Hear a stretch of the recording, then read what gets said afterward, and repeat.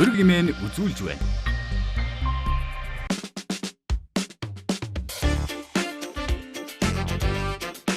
Читэхэ орон амгалан айлтхыг өрг нэвтрүүлгийн шин дугаар эхлэж байна. Бид энэ удаа улсын их хурлын гишүүн сайн зоригтой ярилцахаар болоод байна. Бидэнд цаг гаргасан баярлалаа танд. Нэвтрүүлэгтээ асууж оролцуулж чадсан баярлалаа. За миний дайлж байгаа талах юм та идэж болно шүү.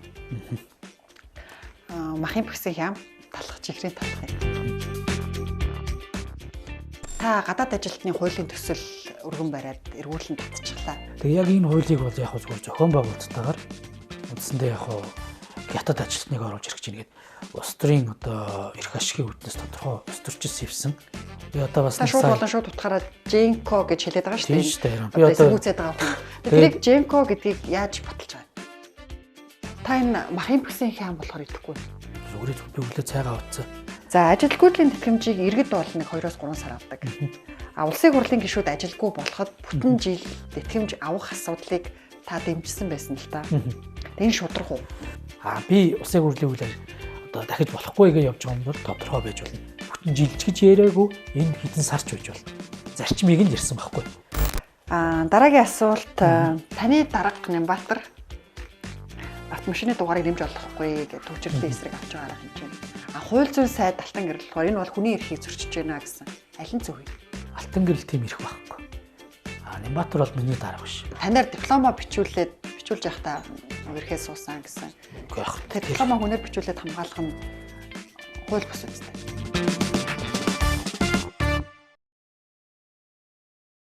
Миний эхний асуулт би танаас 10 асуулт асууна. Нэг асуултанда 3 минутанд хариулт авна. 3 минутын цаг маань энэ явж явах юм аа.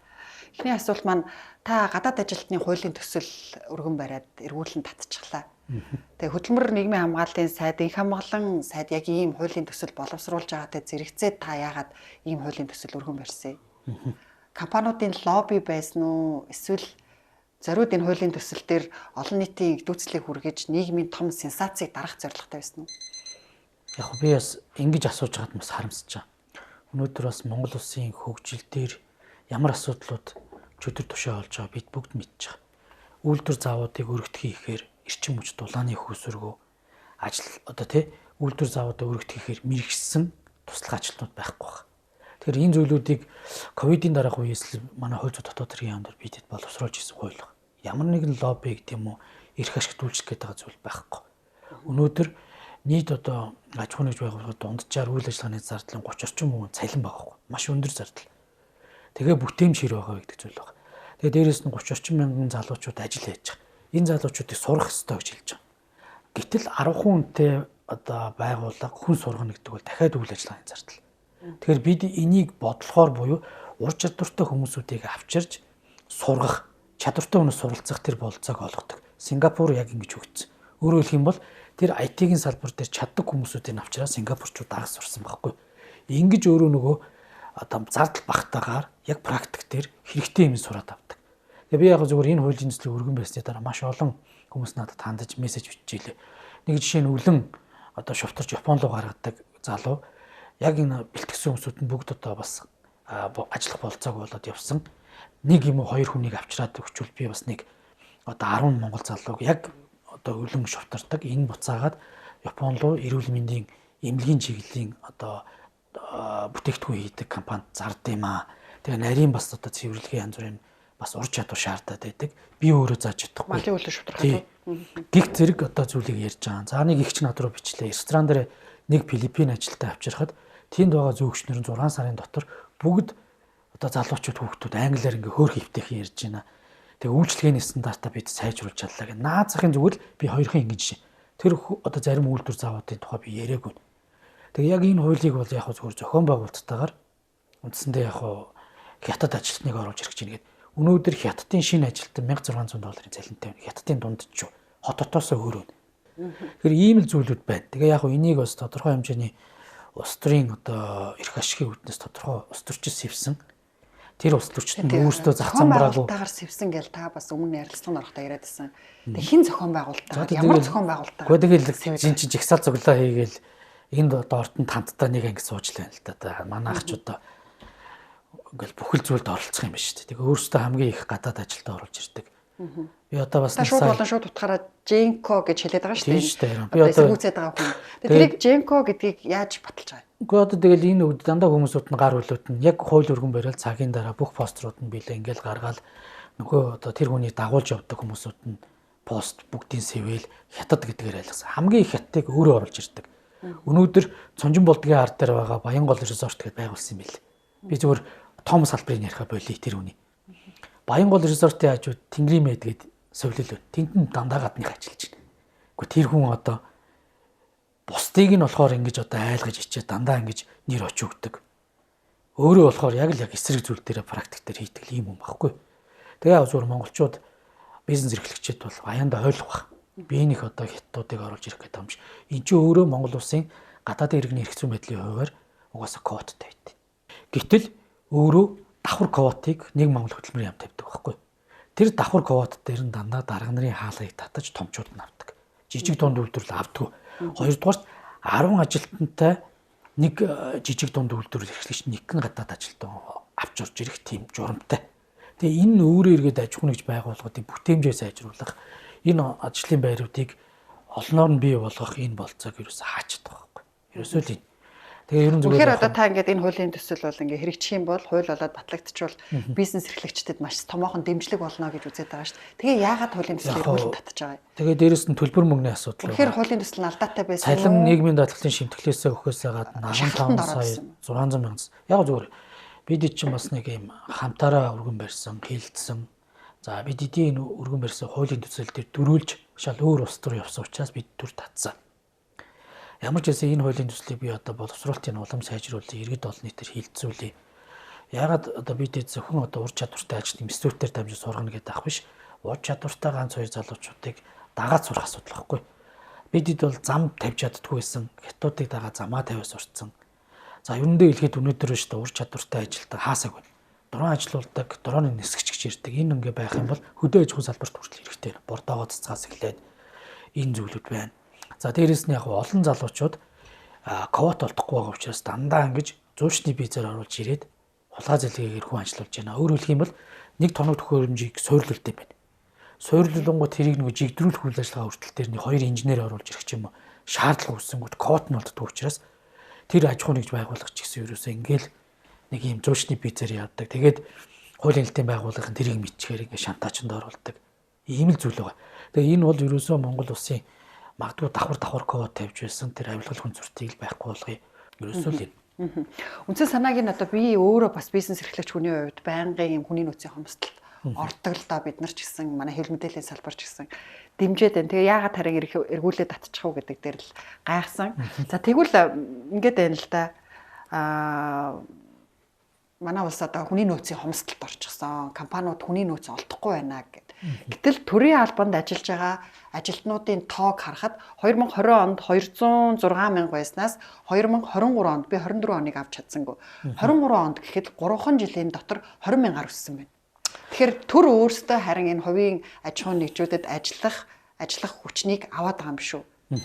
Нэг талаа зөв үнцэг. Томроод шүү дээ. Зөвшөөрж байна. Хоёрдугаарт яг Монгол Улсын хүн ам үсгийн ирээр сургууль цэцэрлэг шинээр одоо нийслэлтэр чинь хороо байгуулагдаад энийг дагаад бүртгэлийн ажилтан, цагдаагийн ажилтан, эмч багш нар нэмэгддэг. Энэ бол нөгөө зүй ёсны асуудал байхгүй. За хоёрдугаарт бид төрийн алба гэдэг зүйлээ зөв ойлгомоор байна. Төрийн алба гэхээр ингээл багш эмч бүгдийг нь оруулаад за эргээл энэ одоо тэгээ төрийн эмчт компанид ажиллаж байгаа хүмүүсээ оруулаад нэг том тоогоороос айлгаад байгаа зүйл бий. Гэхдээ энэ тоон дээр бидэд анализ хийж задлж авч үзэх нь одоо зөв байгаа. Яг үндэ хэлэхэд өнөөдөр яамдууд болон агентлаг буюу төрийн жинхэнэ албанд бол 30 мянган л байгаа шүү дээ. 20 мянга. Томрог хэвээрэл байна. Тэгтээ сүүлийн үед яг энэ яамд ажилтдаг байсан байна. Яам одоо агентлагуудын чиг үүрэгтэй давхцуулж үндэсний хороо зөвлөлгээд бас 5-10-аараа оронтоонууд нэмэгдэж байна. Би энийг бол одоо болохгүй гэж үзэж байгаа. Чиг үүрэг нь ажиллах үндэсний хороонууд байх дараа нь хийж байгаа ажлын одоо тэ үр дагаврыг хэн хариуцах юм? Хэн эцсийн нүндээ бүтээмжийг засгийн газрын өмнө хариуцах юм. Засгийн газрын бүтээмж муутай бол улсын хурлын өмнө дараа нь хэн хуухаа майчих юм. Ийм зүйлүүдийг яриад байгаа байхгүй. Хоёрдугаар тийм төрийн байгууллага гэдэг чинь дандаа хуулиар зөвшөөрснийг хийдэг байгууллага учраас хууль дээр чиг үүргийг тавьж өгөөгөө байж хат тэр доогуур байгууллага ерөөсөө байгуулаад байж болохгүй. За дээрэс нь нэг том сектор байгаа 58,000 хүн ажиллаж байгаа энэ төрийн болон орон нутгийн хэмжээний компани асуудлыг зэгцлэгээс өрөөрөхгүй. Би энийг одоо зэгцлэгээд хууль зүйн дотоод хэргийн яамд 16 оноос хойш хуулийн төслийг нь боловсруулад 18 онд анх хуулийн төслөө олон нийтээр хэлцүүлээ 21 онд өргөн барьсан. Хараахан хууль бол батлагдаагүй сая шин дэгийн хуулиар бутсан. За энэ хуулийг одоо учрал сайд буцаагаад оруулж ирж байна. Би бас баяртай байна. Ингэжиж өөрөө эргээд төрийн өмчит компаниудын улс төрөөс хараат байх ил тод бус маш хэмжээний баялагийг тэднэрт хариуцуулаад байгаа мөртлөө өөр өнгөж маш багтаа байна. Хоёрдугаарт энэ дээр яг таны хэлж байгаа маш олон одоо ажиллах улс төрөөс хараатай хүмүүс зүгээр л сонгуулийн дараа очиж томилогдод очдог. Улам дангааж байгаа алдагдaltaй ажиллаад байхад л байж л байдаг. Тэгэл өрөөсөө баг улсын төсвөөс том төсвийг төрийн өмчит компаниуд өнөөдөр зарцуулж шít. За би одоо бас тоогоо ангуулж магадгүй 23 ихний төгрөгийн одоо орлогыг олж байгаа мөртлөө буцаагаад энээсээ бас дүүцгүүц хэмжээний зарлагыг төхүүлж явж байгаа. Тэгэхээр энэ нөрөөсөө хяналтыг сайжруулж төсвийн бодлоготойгоо уягдуулахгүй бол Монгол улс чинь бизнес хувийн хвшлээ улам хомжийн. Энийг засах. Одоо харин энэ засгийн газар за учрал сайд одоо гишүүд ч гэсэн харин ингээл төрийн өмчит байгууллагуудаа төрийн өмчит компаниудаа багасгамаар байна. Ажилтнуудыг нь тоог нь бууруулмаар байна. Гिचээд нөгөө талдаа нөгөө гараараа үндэсний хороонууд гэж чиг үргэн давхцсан хороонууд нэмээд байдаг. Жишээ нь одоо ингээ бүсчилсэн хөгжлийн үндэсний хороо гэхэд 40 хүнтэй. Орон сууцчлах үндэсний хороо гэж байгуулчаад тэгэхээр барилгын яам нь юу хийх гээд байгаа юм. Нэг юм байгаад байна л да. Яриаг зөрөөд байна. Уг асуудлыг нөгөө засгийн газрын үйл ажиллагааны одоо тий бодлого шийдвэртэй уялдахаас гадна уг нь Монгол Улсын засгийн газрын тухай хуулиар сайд нарын хариуцах чиг хөргөний дор ажиллах яам агентлагуудад тодорхой заасан. Уг нь ийм л зүйл. Нэмж одоо хороо байгуулыг л хуулиар л эрх авах хэрэгтэй. Хуулийн дээр байхгүй юм үндэсний хороонууд гарч ирчээд яамдуудын өмнөөс бодлого тодорхойлж ийн гэж баахан хүн тэгээд энэ магадгүй дараагийн 4 жилийн дараа байхгүй болчихно. Нөгөө төсөн мөнгө зарцуулсан юм ажлын бүтээмжийн дараа хэн хариуцаж яах вэ мэд. Тэгэхээр нэг ийм улс төрийн нэг ийм тохироо гэж хэлээ да. Энэ тохироогоор ийм зүйлүүдийг бол хийж байгаа би бол буруу гэж үзэж байгаа. Буруу. Харин яамдуудаа чадваржуулах хэрэгтэй. Яамдууд дээр тэр цалин дээр нь ийм өндөр ур чадвартай хүмүүс очихгүй бол бид нэр бас жоох уяатан бодлогыг явуулъя л та. Гэтэл нэг ийм сонин үндэсний хороо явуулчихаар бүх ажил урагшилчих гээд байгаа юм шиг л ийм өнцгөр хандаж дараа нь ерөөсөө л энэ дээр одоо нийтдээ 34 үндэсний хороо байна л. Бараг 50 орчим бий. Цаг дууссан байна. Би дараагийн асуултаас сумын төв статустай байж байгаа байхгүй. Өөрчлөх ёстой шүү дээ нэг. Тэгээд харин ингээд хоёлоо гадаад ажилтан ер нь энэ бизнес манай одоо эдийн засгийн төлөй гэхээр бизнесүүд маань чадахчих гэхээр одоо хамгийн том асуудал нь бол ингээд хүний нөөц байна гэсэн шүү дээ. Тэгэхээр хувийн бизнесийн компаниуд бол ингээд нэг ажлын оронтойг тодорхойлохдоо хүртэл KPI-аар тухайн ажилтны бүтээмжийг үнэлжиж тэр оронтойг гаргаж цалинжуулдаг. Яамдууд төрийн жинхэнэ алба гэдэг яамдуудын бүтээмжийг жишээ нь тооцож үздэг юм. Бүтээмжийг нь яаж хэмждэг? Би 108 хүнтэй ажиллаж ирсэн. 108 хүнтэй яам. За тэгээ манай салбар бол том салбар. Хууль зүйн салбараас гадна дотоод иргэн салбарт бүгд хамаатай байдаг. Доороо 13 4 агентлагтай. За яг хөө зөвхөн бүтээмжийг бол үнэлүү шал өөр юм. Манай хууль зүйн салбар шиг өнгөрсөн 4 5 жилийн бүтээмжтэй ажилласан ямыг би одоо бас хоор болов гэж бодож байна. Яг энийг бол би одоо тэгээ ажиллаж байсан хууль зүйн яамаа өмөрөд ах шиг байна. Гүг өмөрөг. Өөр яамдын бүтээмжүүдийг яг та сайн надад хэлсэн шүү дээ. Танаа хууль зүйн яам бүтээмж байсан уу гэд. Тэгэхээр би бол яг хөө зөвхөн миний ажиллаж байсан яам дээр бол бүтээмж байгаа. Тэр бүтээмжийг бол энэ одоо үе ажиллаж байсан залуучууд хамтдаа бүтээсэн юм аа. За дээрээс нь ерөөсөө засгийн газар яаралтай бүх юмнуудыг хийлээ шүү дээ. Ажил жуулчлалын бодлогыг дэмжихийн тулд ажил жуулчлалын хуулийг хийгээл гэдэг бид нар яг л өдөр шөнөгөө суугаад ажил жуулчлалын хүмүүс биш мөртлөө тэр одоо орчныг нь хувийн хвшилтэйгээ сууж агаад мэрэгжлийн хүмүүстэй сууж агаад за хууль зүйн талаас нь ингээд дэмжиж өгөх юм байна гэдэг ч юм уу. Энэ бүх зүйлүүдийг л одоо хийж явсан. За би бусад яамнуудын өмнөөс үнэлт өгөх эрхтэй хүн биш байхгүй. За энийг засгийн газрын ингэжсэн шүү дээ. Өмнө одоо жишээ нь энэ хуулийн төслийг танилцуулахдаа бид нар коронавигийн ковидын дараагаас эхлээд товийн хвшлүүдэд ингээд судалгаа явуулж үзсэн. Тэгэхээр яалтчгүй одоо ингээд ажлын байр хүний нөөц дутагдaltaй байгаад байна гэсэн тэрэн шигэ төрийн бүтээмжийг бас гүйцэтгэлтэй нь үнэлж байгаа. Энийг ийм байхгүй. Би нөгөө ер нь манайх тийм судалгаа дотор би яг хууль зүйн яамны хэмээл ярьчлаа. Энэ дээр нөгөө бүтцэн нөгөө засгийн газрын хяналтын газар гэж байгуулсан шүү дээ. Өөрөөр хэлэх юм бол энэ төрийн бүтээмж энэ чигүүргийн давхардал хүний нөөцөө зөв хуваарлж сургаж чадж гин үү? Энийг нөгөө төрийн одоо байгууллагын одоо тий дахин инженерчлэлийн асуудлыг яриад байгаа шүү дээ. За энэ дээрээ бид нар зардал цаг хугацааг хэмнэхийн тулд технологи оруулж ирэх хэрэгтэй юм байна. төрийн үйлчлэгийг хүн сурталгүй иргэдэд ойртуулах юм бол технологи орж ирэх юм байна. Ингэхдээ төрийн үйл ажиллагаа процессжуулах юм байна гэд угнаад засгийн газрын хэрэглэх газар дээр энэ ажлыг хийгээд үнэлээд өгнө явж байна. Сая яг зүгээр улс төрийн сонгуулийн хувьд бас зааган дээр энэ ажил жоох мартагдаад байна уу гэхдээ буцаад сүүлийн үед бас энэ асуудлуудаа ирчимжүүлж байна. Тэгээ ерөн зүгээр яг энэ төрийн бол орон нутгийн өмчит компани болыг хийчих юм бол энэ өөрөө эргээд дараа нь төрийн албаны реформыг хийх хамгийн суур үндэс юм байна. Тэгээ юм ингээ нөгөө нэг юм зэгцэрэхгүй явах учраас бус юм ингээ түгжээ зогсчдаг л асуудлууд манад байгаад. За ажилгүйдлийн тэтгэмжийг иргэд бол нэг 2-3 сар авдаг. Улсын хурлын гишүүд ажилгүй болоход бүтэн жил тэтгэмж авах асуудлыг та дэмжсэн байсан л та. Энэ шудрах уу? Нөгөө Жорж Орвеллийн амтны ферм ном дээр бүх амтан тэгшэрхтэй байна. Гэхдээ гахаа илүү хэрэгтэй байна гэдэг шиг. За яг хөө хэдүүлээ ямар нийгмийн төлөө мөн чанар руу явж байгаа бодорой. Хин ч ийм зүйлүүдийг зөвөр өнгө цараа шүүмжлэх шиг амарх юм байхгүй. Би энэний цаана юу бодож хэлсэн бэ гэхээр нэгдүгээр тийм улсын хурал гэдэг буюу хууль тогтоох байгуулагч дандаа мөнгөтэй хүмүүс орж ирэх хэрэгтэй юм. Яа төгслийн бэрхшээлтэй иргэдийн төлөөлөл орж ирээд байгаа. Багш эмчнэрийн төлөөлөл орж ирээд байгаа.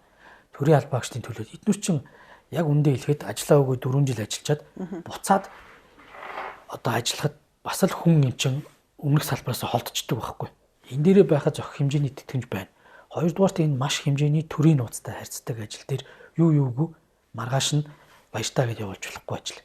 Дээрэс нь яг тэр үнцгийг NTV-гийн та харсан бол та бас хараагүй л байна гэсэн үг. Би ганцхан юм хэлсэн. Улс төрийн сонгуульд очиж унчаад тэтгэмж авч байгаа нь буруу. Улс төрийн үйл ажиллагааныхаа юу гэдэг карьерийг дуусгаад гэдэг юм уу? Эсвэл цаашдаа улсын хурлын сонгуульд өрсөлдөхгүй гэж явж байгаа хүмүүс өгдөг жишг дэлхийн нийт байд юм байна. Энэ шиг бид задруулаасаа гэдгээс гэдэг үднээс тэтгэмж өгөх. Ерөн зүгээр яг одоо янз янзын одоо эрх ашгуудад үйлчлээд өөр газар руу явчихгүй гэдэг байдлаар тодорхой хэмжээний цаг хугацаанд тэтгэмж өгөөд энэ дээрээ дараагийн хүн өөрийнхөө амьдралыг олдог байхгүй. Энэ улс юмчин бас янз янзын байдлаар худалдагдах юм зүйлүүд байдаг.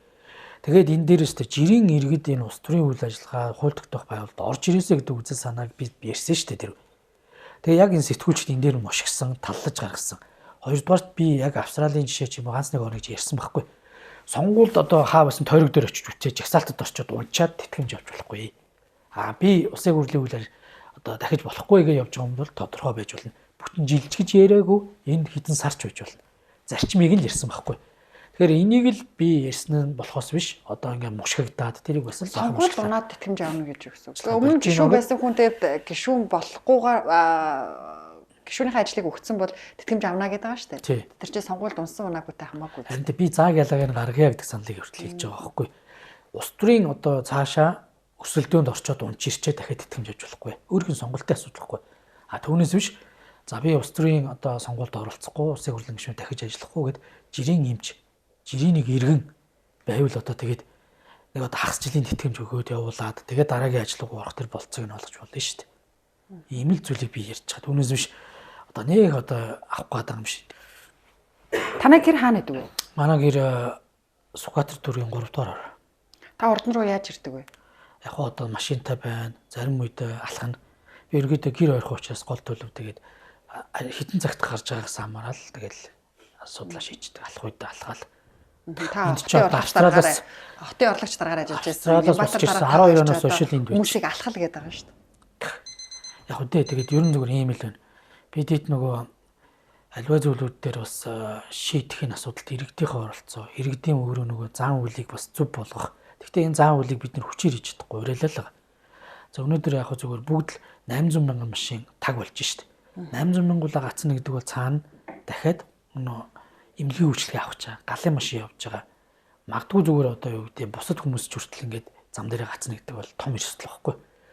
Нөгөө талдаа нийтийн тээврийг бид нар сайжруулаагүй, энэний менежментийг зөвж авч яваагүй бүгд горыг хамсаж байгаа. Тэгээ хот төлөвлөлтийн алдаа. Тэгээ ерөнхийдөө хот төлөвлөлтийн алдааны хамгийн энэ алдааг одоо байлгасан шалтгаан ерөөсөө дид үстцийн хомсдол юм билээ. Дид үстцийг тэлээгүй. Тийм учраас энэ байгаа дид үстцээр шавхаас өөр аргагүй нөхцөл байдлыг манай хот төлөвлөлтийг манжисан архитектурууд бий болгосон. Өөрсдөө нүдэ анаал зөвшөөрөдсөн. Тэгэл одоо сургууль цэцэрлэггүй, ногоон байгууламжгүй хорооллуудыг байгуулсан. Галын машин орох завсаргүй хорооллуудыг байгуулсан. Горыг нь иргэд амсаж байгаа байхгүй. Би өнөөдөр бас яг энэ хот төлөвлөлтийн хамгийн том алдаа бол хүний ерөөс өмч, эрүүл мэндийн одоогоос гадна өмчийн том хохирлыг амсаж байгаа. Өнөөдөр насан туршийнхаа одоо хөдөлмөрөөр авах ипотекийн зээлийн байр эсвэл гадаадад хэдэн 10 жил ажиллаж байгаад ирээд нэг байр авсан мөнгөний нар хаагаал байгалийн наргүй одоо жишээ нь орон сууц гэдэг бол цахилгааны ч мөнгө нэмэгдэн л гэсэн үг.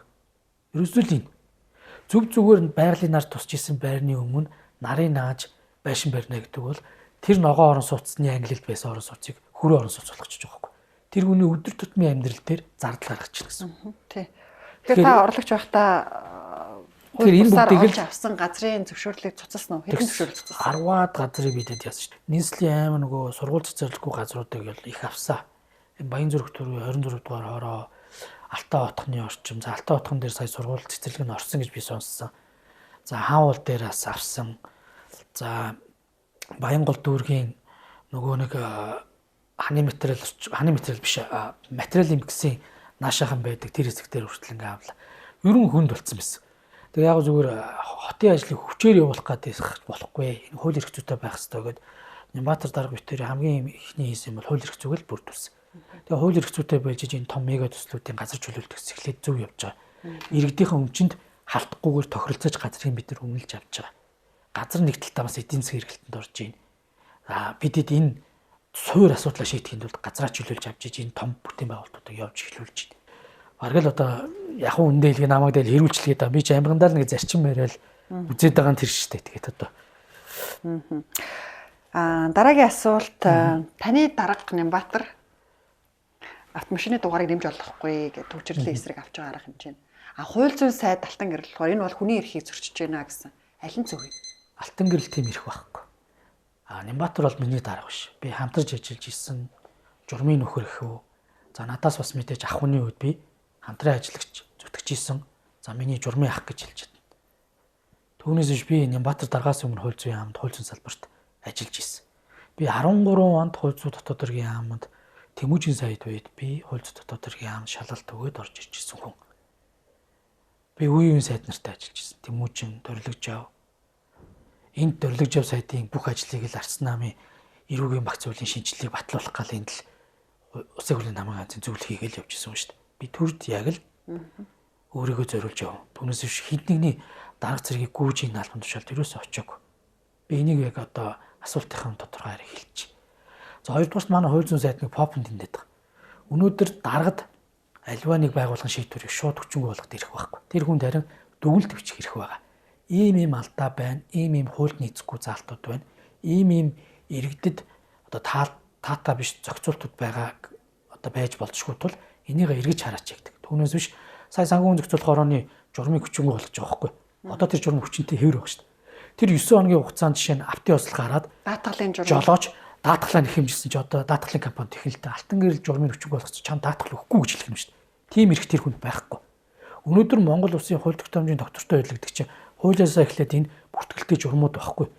Хин нэг дарга гаргаж ирээ журам хүчингүй гэдэг юм бол эн чинь өөрөө Монгол Улсад энэ хууль эрх зүйн талдаа докторгүй байд юм байна, даргын ор юм байна гэдэг мессежийг өгöd байгаа шүү дээ. Одоо би эффектийг сонссон.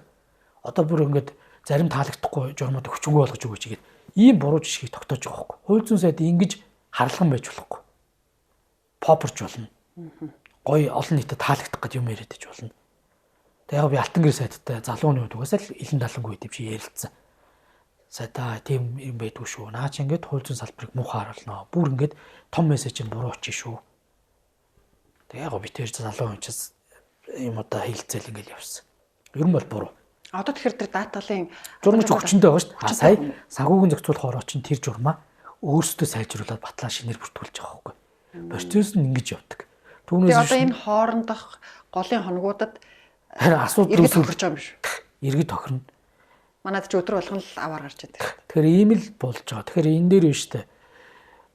Зүгээр нэг юм хүн таалагдах гэж олон нийтийн уур амьсгал тааруулж юус юм ярьж болохгүй. За тэгж тааруулдаг хүмүүс бол яг нь олон нийтэд шөөмжлүүлдэг юм байна. Би үгүйсээ тэгж чаддгүй учраас тийм зарчим байдгүй учраас яг л зарчим ярьдаг. Түүнээс биш микрофон харж байгаа л олон нийт намайг яачих бол за одоо өстой яршиг одоо ингэж хэлэхгүй болохгүй. Надад тийм зам байхгүй.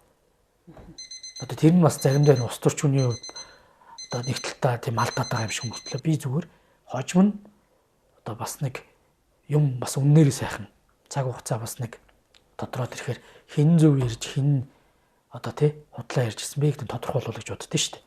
Түүнээс биш одоо ингээ камер харж байгаа чам таалагдал эсвэл ард түмэн таалагдал тэгнэ. Би тэтгэмж авахгүй. Тэтгэмж гэдэг чинь буруу гэдэг. Гэхдээ тэрний яагаад авах болсон шалтгааныг нь ард иргэдэд зөв ойлгуулах. Эсвэл яг ямар хүмүүсүүд нь авах ёстой гэдэг зөв тэр хүрээ хязгаарыг л зөв болох асуудал шүү дээ. Би хавтгаа аваад байгаа нь буруу гэсэн. Ийм л зүйл байна. Одоо ингээд Улаанбаатарт амьдарч байгаа та би манай гэр бүл таны гэр бүл үр хүүхэд ингээд бүгд л танаас болоод хордож хүчих гээл байна л да. Улаанбаатарыг бас шаттаг хийгээр халаана гэдээ яригадад эхэлсэн. Хийн түлш. Тэгэхээр шаттаг хийгээ хаанаас авах вэ? Яаж зөөрлөх юм? Энэ дээр бол яг зүгээр би ч гэсэн бас энэ хийн түлш шилжих асуудлыг бол хөвдөө дэмждэг. Тийм учраас манай зүгээр сонгоо харахын дөрөв дээр жишээ нь нэгдүгээр бол арын дэнж буюу 43 дугаар хороо энэ дээр бол хийн түвшин шилжүүлээд үзэж болж байгаа. Таны одоо Махимпекс компани эзэнтэй алцаад байдаг шүү. Тэгээ таны тэр үрцэлтэд байдаг Жекого сонгуулийн тойргоор уулзалт тэгээд яваад ирсэн байлээ. Та сонгор харихын дүүргийнхаа сонгогчтой хизээ уулзсан байна. Би ерөнхийдөө яг зүгээр сая орон нутгийн сонгуулийн үед бас хийдэд явсан. За энэ юу вэ гэдгийг мэдхүү та? За сайжруулсан түвш байж. Сайжруулсан түвш. Яаж бүтдгийг мэдхүү? Орц найрлагын. За одоо мэдлэг дээр тодорхой хэмжээний барьцлуулагч нэмэл хийж байгаа. Одоо ингээд Улаанбаатарт амьдарч байгаа та би манай гэр бүл таны гэр бүл үр хүүхэд ингээд бүгд л утаанаас болоод хордож хүчих гээл байна л да. Тэгээ ер нь ядаж эннийхээ найрлагыг гişүүдийг мэдж байгаа үсттэй. Ер нь утаагийн сануулгах үүднээс ингээд нэвтрүүлэг дээр аваад явж байгаа. Таныг бас нийслэлд ажиллаж ирснийх одоо бид нар утааныхаа гол шалтгааныг сайжруулсан түвш гэж хараад байгаа. Гэхдээ нөгөө талдаа бас энэ их машинаас гарч байгаа угаар ч бас бидрийг хурдуулаад байгаа. Машин байгаа. Өнгөрсөн 7 хоногийн манай өрг нэвтрүүлэгт орсон Ажилтны Эрдэс баялагын сайд Туван сайд хэлэхдээ нийслэлд явж байгаа 1200 гаруй автобус тэр чигтээ одоо Евро 5 руу шилжээгүй, Евро 5 хэрэгэлдэггүй гэж хэлсэн л дээ. Тэгээ яагаад шилжихгүй вэ? Тэр хүн ямар мэдээлэл одоо стандартын хувьд бид нар Евро 5 хэрэглэвэл тэрнээс гарч байгаа шатлалтанд биднийг хордуулах нь араа бага штэ. Гэтэл ингээд бензиний үнийн баг зэргийн зөрүүнээс болоод өндөө хэмнээд шилждэг юм. Зөв. Наач хамгийн зөв. Тэгээд агаарын бохирдолтой тэмцээн хичээд өөрөө төр болон орон нутг нь энэ дээр манлал үзүүлэхгүй одоо тий муу чанарын дизель түвш хэрэглээд байх нь буруу байхгүй. Тэг өнөөдөр нийт агаарын бохирдлын хамгийн хүнд хэсэг нь буюу автомашинаас гарч байгаа агаарын бохирдол бол хамгийн хортой. За дээрэс нь энэ түвшнээсээ гадна нөгөө яндангуу машинууд их яваад байгаа. Нүрсэн яндангуу. Энэ өөрөө нөгөө шүүлтүргүй болонгод дутуу шатс азот эсэлж шууд гардаг. Хамгийн одоо юу гэдэг азот хэлсэж хүнд металлуудын төрлүүд чинь ингээд газрын одоо гадархтай ойрхон явдаг учраас хүүхдүүд их орддог. За энэ нөхцөл байдлыг одоо дүгнэх юм бол Баянзүрх дүүргийн шараад ч гэдэг юм уу хойдлын энэ төвийн одоо автомашин явдаг хэсгүүдээр агаарын бохирдлын чанар ч бүр амар байдаг байхгүй. Тэгэхээр бидэд энэ дээрээ бол одоо анхаарах хэрэгтэй. Тийм учраас энэ автомашин хэрэглэж байгаа хүмүүсүүдэд нүрсэн яндангуу бол одоо хөдөлгөөнд оролцуулах хориглох хэрэгтэй гэдэг зүйлүүдийг тавьж байгаа. Энэ зөв баг. Энэ өөрөө иргэд баг одоо хүнийг тийм алга үлдээ яваад байхад ялгааг болчихж байгаа байхгүй. Дутуу шатсан тэр азотын эсэлч ерөөсө асар их хэмжээний тэр хүний цуснд орохоор хүнд одоо хортой тий хавдар үүсгдэг ийм зүйл байна. За нийслэлийн дээр зүгээр асууж байгаа автобусны үед бол ер нь нийслэл нэг 1280-аад автобус, 1300-аад автобус явуулж байгааг нэг 100 орчим, за 90 орчим нэг цахилгаан автобусууд явж байгаа. За үлдэгдэл нэг 1200-аад автобусны нэг 980 нь бол Евро 5 түвшийг хэрэглэж байгаа. Түвшний үед бол өөрчлөлт гарцсан. Түвшний үед. Энэ дээр 980 орчим нь болоо. Тэгэхээр үлдэгдэл 300 автобус байна. Үлдэгдэл нэг 200-аад нь бол одоо ингээд бас явж байгаа. Тэгтээ энийг бүрэн одоо шилжүүлэх нь тэр нөгөө машины эдангийн хүртэл сольж шилжүүлэх асуудал одоогоор л үе шаттай явж байгаа. Бэнлээ. Одоо энэ өвлжөнгөө ингээд шилжихгүй ямар ч байсан бидрийг ингээд хордуулаад байж. Үгүй бид түвшний өв шилжүүлчихлээ шүү дээ. Ямар ч байсан сайн чанарын түвш Европын орнууд хэрэгэлдэг ийм сайн чанарын түвшийг энэ автобуснууд хэрэглэж байгаа. Энэ нөгөө түвшнээс ялгарч байгаа хорт утааг жишээ нь багасгаж байгаа байхгүй. Бидэд энэний төсөв мөнгийг сая нийслэл дээр өнгөрсөн жил тавьсан шүү дээ. Тэгэл бөөнлөн болсон. Гэхдээ би ямар ч байсан нийслэл өөрөө агаарын бохирдолтой тэмцэж байгаа бол эндээс мөнгө хармилж болохгүй гэдэг зүйлтэйгээ одоо тавьж байгаа л түрүү жил одоо төсвийн одоо юун дээр батлуулж ирсэн. Ийм л зүйл байна. Тэгээ энэ бас нэг яг зөвхөн бид эдийн энэ богшцоо олон асуудлыг гэрлийн урдарч гэдэг нүг зүү авж байгаа, өргөс авж байгаа юм шиг шийдэж чадахгүй. Үннээ л хэл. Үннээ хэлэх хэрэгтэй байхгүй. Тэрнээс биш ард иргэдэд ингээл яг өнөө маргааш шүү болох гэж байгаа юм шиг бити бас ярих хэрэгтэй гэдэг те. Тэгэхээр шилжих 200 автобус нь ямар автобус вэ? За яг зөвхөн нөгөө өмнө оруулж ирсэн нөгөө улаан автобусууд энэ гэж би одоо бас ерөнхий мэдээлэлтэй байгаа.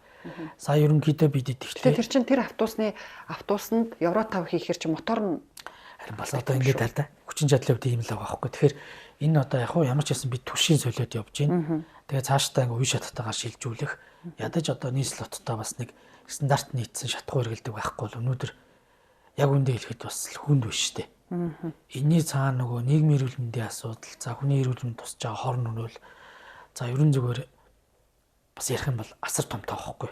Тийм учраас өнөөдөр автобуснуудын түвшин дээр өгж байгаа татаснаас харамлаад байх биш. Цаана иргэдийн эрүүл мэндийг хамгаалах чухал байна шүү дээ. Улаанбаатарыг бас шатдаг хийгээр халаана гэдээ яригадад эхэлсэн. Хийн түлш. Тэгэхээр шатдаг хийгээ хаанаас авах юм? Яаж зөөвөрлөх юм? Тэр хитэн төргөний өртөгтэйгээр ирэх юм. Би бол ерөнхий мэдээ сонссон. Тэгээ энэ дээр бол яг зүгээр би ч гэсэн бас энэ хийн дэвшлүү шилжих асуудлыг бол хувьдаа дэмждэг. Энэ бол одоо миний ширээн дээр тавьчаад байгаа зүйл бол богино хугацааны шийдэл гэж би харж байгаа. За 2-3 жилийн хугацаанд ямар ч сайжруулсан түвшин хэрэглэе. Цаашдаа болж игэл сэргээгтгч мөчний их усруудыг өрхийн хэмжээнд дэмжиж өгөх. За энэ гэхдээ одоогор бол бас нэг өрхтөр бас жоохон зардал өндөртөө очих гээд байна. Нөгөө талдаа ерөөсө түвшин хийн түвш байхгүй. Тэгэхээр энэ хийн түвшнийг бас дэлхийн нийтээрээ бас аюулгүй ашиглах тэр болцоог нь бол бүрдүүлж байгаа юм байна. Ойрын жишээнүүд бол байна те. Японоос эхлээд. За тэгэхээр яг энэ нэгдсэн тэр хоолой байхгүй юм чи Оросоос машинаар зурсан үг. Одоо тийм машинаар тээвэрлэхэд бол одоо нийслэлийн одоо зардал бол хангах болцоотой юм билээ. Зардал нь гэсэн шүү. Ер нь бол тэрнэр одоо толбогдох тэзүү хийгдэж байгаа юм билээ. Тэгээ яг зүгээр эхний ээлжинд тодорхой бүсийг хийн түвшин шилжүүлэх тэр яндангуй бүсийг зарлаад туршаад үзмээр юм билээ. Ялангуяа одоо би сонгоо хайрхан дөрвөөс гарсан гэж одоо өөрийгөө одоо хэлнэ. Тийм учраас манай зүгээр сонгоо хайрхан дөрөв дээр жишээ нь нэгдүгээр бол арын дэнж буюу 43 дугаар хороо энэ төр бол хийн түвшин шилжүүлээд үзэж болж байгаа. Тийшээ дид үцлүүд татахад бас уулархдаг байхгүй. Гэхдээ яг мэдээж энэ хэрэглээ байх шаардлага байх. Энэ бас боломжийн үнэтэй, аюулгүй байдал талдаа боломжийн бил. Тусдаа карантаараа хаачдаг, тэр галын аюулгүй байдал тэсэр дэлбэрэх зүйлээс гайгүй. Хоёрдугаар хий гэдэг бол ерөнхийдөө нэг агаарт шингэрүүлсэн учраас агаарт дэгддэг учраас шууд ингээл нэг ус мус бохирдуулна тэр гэдэг бол тийм худлаа юм бил. Бас өнгөрсөн нийслэлд бас нэг дэлбэрэлтийн үеэр чинь би бас тодорхой хэмжээний шийдвэр гаргахын тулд энэ чиглийн мэдээллүүдийг нэлээд судалж сонирхож бас мэрэгжлийн хүмүүстээс авсан байхгүй. Тэгэхээр яг хөө ерөн зүгээр бидэд аюулгүй ажиллагааныхаа юмыг бас иргэдэд зөв ойлгуулж чадвал магадгүй нүүрснээс ч илүү одоо бас хэрэгцээтэй зүйл баг. За хоёрдугаарт яг зүгээр энэ нүүрс үед юм уу хийн түвшнээс гадна ерөөсөө энэ дулаан алдагдлыг бууруулах бүхтэл юм хийхгүй бол ерөөсөө болохгүй. Ямар ч юм оруулж ирсэн дулаан алдагдaltaй байгаад дэв шийдэхгүй гэсэн. Өнөөдөр нийт үйлдвэрлэсэн дулааныхаа 30 орчим хувийг бид нар алдчихад байгаа шүү дээ. Ягаад тэгэхээр гэр байшингууд бүх талаараа дулаан алдна. Манай социализмын за сүүлийн үед бараг 1990-ад оны дундуур баригдсан барилгууд бүгд дулаан алдагдaltaй болж эхэлж байна. Тэгээ энэ нөгөө сүүхийн хууль муу хинэн одоо тий гадна талын одоо басаад юугаа авч явах энэ одоо арчилгаа засвар дээр ямар хоригдлол үүсэх нь тодорхойгүй учраас иргэд маань халаагаал 2 өрөө эсвэл 3 өрөө 1 өрөө байрал миний гэр гэж болоод байгаа болохоос орцоор ороод тэр хүний өмчийн үнцийг хадгалахдаггүй гэдэг асуудал байхгүй. Тэгэхээр энэ бүх зүйлүүдийг шийдэж бас эрчим хүчний реформ буюу тэр дулаан алдагдал багтаа. Дулаан алдагдал багтаа болж иж дараа нь бидэд бас нэг арай илүү их одоо юу гэдэм бэ? Эдийн засгийн өрөөд одоо иргэдтэйгээ зөв ярих болно. Ингэж бас энэ одоо юу гэдэг түлш одоо энэ нүүрс ч гэдэг юм уу энэ богино хугацаанд шийдлээ олоо явах бах. За ер нь зүгээр дунд хугацаанд бол ерөөсөө дулаан эрчим хүчний их усрын юм биш үү? Та энэ махын бэксийн хям болохоор идэхгүй юу? Зүгээр би өглөө цайгаа утсан. Одоо тэгээ нэвтрүүлэгт орж иж бас юм яагаад байх. Одоо тэгээ таныг идэхгүй болохоор би өөр идэхээс.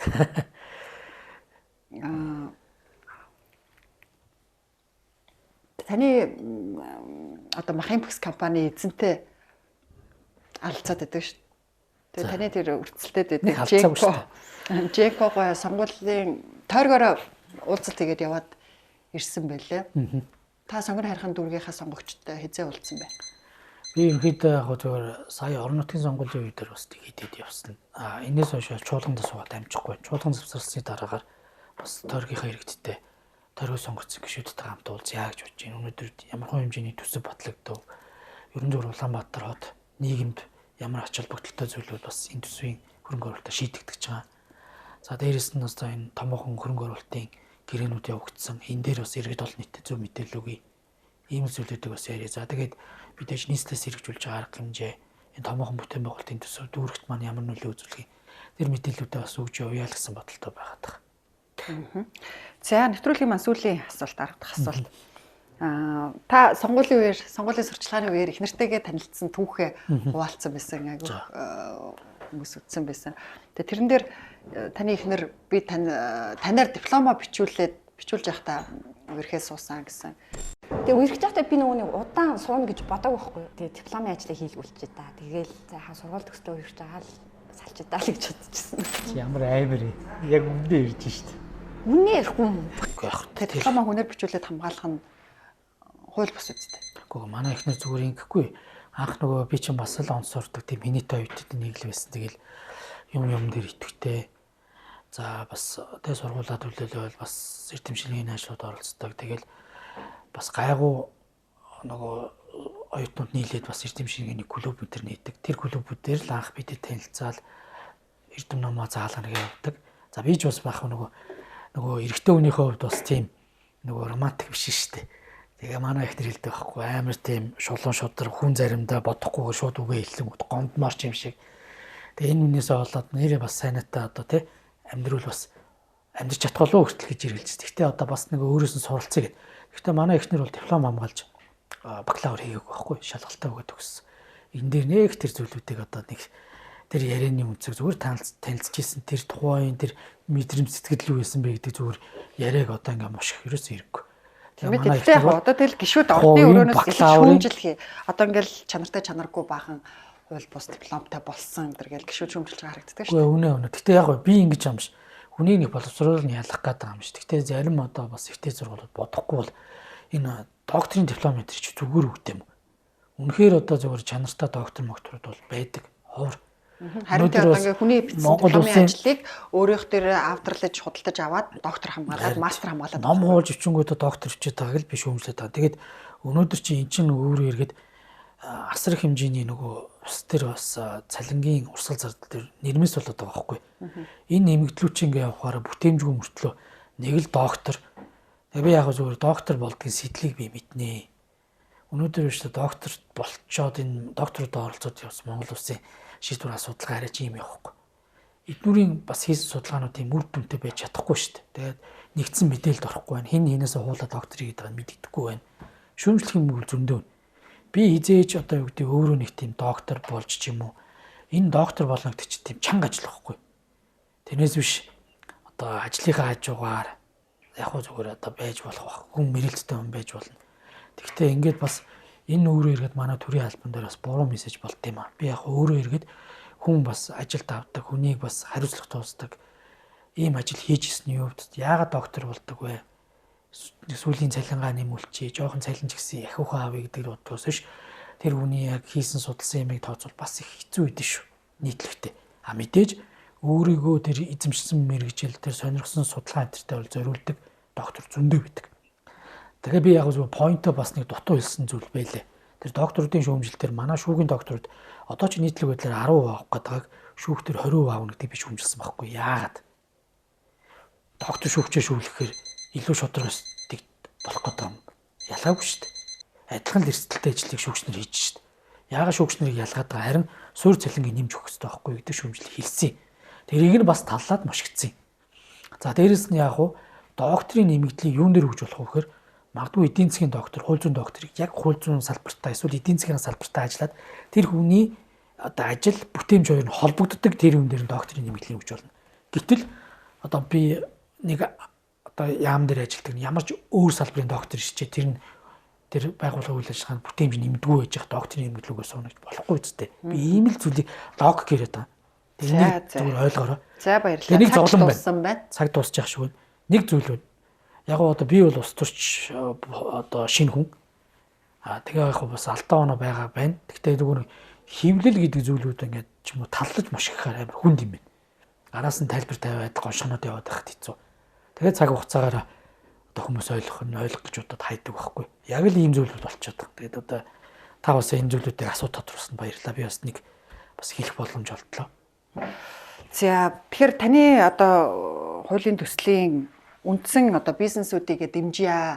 Одоо ингээд бизнесүүд маань томорч иж эдийн засаг дөрвтэй эргэлтэнд орно гэдгийг бол агуулгаар нь дэмжиж байгаа юм. Хэрвээ үнэхээр бизнесүүдийг ингээд дэмжийа гэж байгаа бол нөөтийн татварыг 5% болгочмоор юм биш үү? Энд чинь бодит дэмжлэг болох юм биш үү? Яг хөө нөөт бол би энэ хувь хэмжээг нь бол засгийн газар бас судалгаа суурьтайгаар оруулж ирэх нь зөв гэж. Би бол нэг нөөт манай татвар бол нэг тийм бизнес эрхлэгч дарамт болоод байгаа юм байхгүй гэж болдог шүү дээ. Жижиг дунд одоо манайх шиг жижиг байгууллагуудад сая аж ахуйн нэгжийн орлогын албан татварын хууль, ерөнхий татварын хуулиуд нэлээд гайгүй болоо жижиг аж ахуйн нэг дундаас доош аж ахуйн нэгжүүд бол үндсэндээ 1% татвартай болчихлоо шүү дээ.